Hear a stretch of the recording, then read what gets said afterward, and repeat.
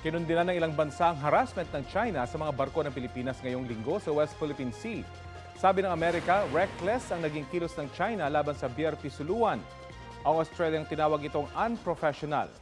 Ipinapakita raw ng insidenteng ito ang pangangailangan ng kilos para pababain ang tensyon at ang pagrespeto sa international law.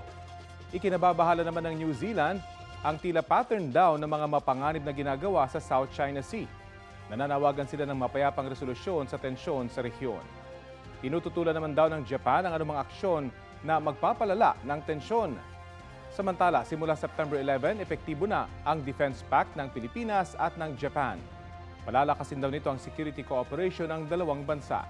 Sa ilalim ng kasunduan, magsasagawa ng joint exercises at magtutulungan ang Pilipinas at Japan sa disaster response.